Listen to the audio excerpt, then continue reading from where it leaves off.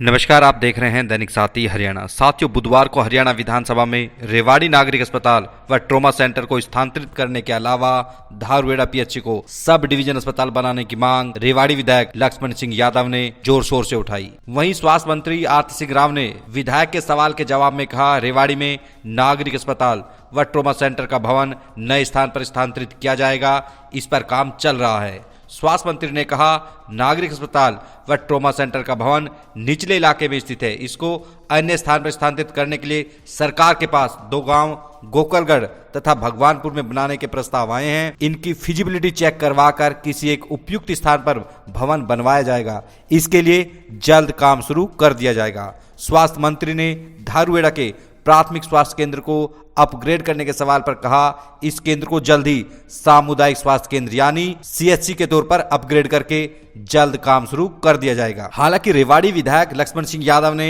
धारूहेड़ा में sub division अस्पताल बनाने की मांग रखी थी। धारूहेड़ा की भौगोलिक स्थिति को देखते हुए यहाँ पर सब डिवीजन अस्पताल बेहद जरूरी है। होना तो यह चाहिए कि यहाँ पर ट्रॉमा सेंटर भी स्थापित किया जाए, क्योंकि स्वास्थ्य मंत्री का गृह जिला रेवाड़ी ही है। ऐसे में यहाँ की जरूरतों को वह बेहतर तरीके से समझ सकती है। ऐसे में धारूहेड़ा के बारे में दोबारा विचार किया जा सकता है, ताकि एक्सीडेंट की अवस्था में लोगों को तुरंत बेहतर उपचार मिल सके। वहीं यहाँ के लोगों को स्वास्थ्य सेवाओं के लिए रेवाड़ी पर निर्भरता भी कम हो सके। अब आपको दिखाते हैं रेवाड़ी विधायक ने क्या सवाल किया था, वहीं स्वास्थ्य मंत्री ने क्या जवाब दिया। अध्यक्ष महोदय, माननीय मंत्री जी आरती राव जी ने ठीक कहा है, 2 जगह इस जमीन का प्रपोजल है, दोनों जगह सफिशिएंट है जमीन में। विभाग ने फिजिबिलिटी उसकी देखनी है, कौन सी जगह ठीक रहती है तो उसमें कर दिया जाए, क्योंकि बहुत बड़ी समस्या है, बाजार के बीच में है, कंजेशन बहुत है, व्हीकल खड़ी करने की जगह नहीं। 200 बेड का हॉस्पिटल है, ना ही वहाँ सीएमओ का कोई ऑफिस है, ना ही उसमें पीएमओ का ऑफिस है, ना ही वहाँ सौगृह है, ना ही वहाँ बड़ी प्रयोगशाला है। 200 बेड का हॉस्पिटल होते हुए वहाँ कंजेशन है।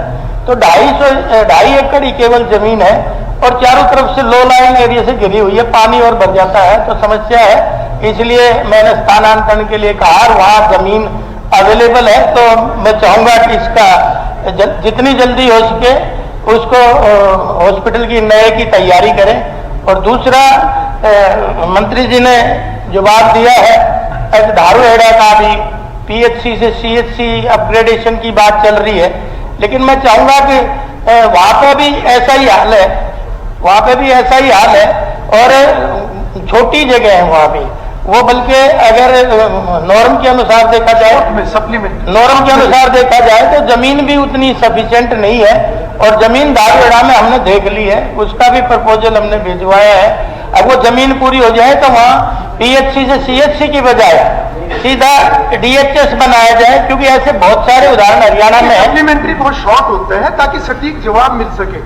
वही जवाब यही कह रहा हूँ। आप सप्लीमेंट्री पूछिए। नहीं तो यही सप्लीमेंट्री है, मैं ये कह रहा हूँ। उसमें ऐसे हरियाणा में बहुत सारी वो हॉस्पिटल है जो पीएचसी से सीधा डीएचएस बने, तो ये भी बन सकता है, क्योंकि आज लाख से ज्यादा की जनसंख्या वहां होगी।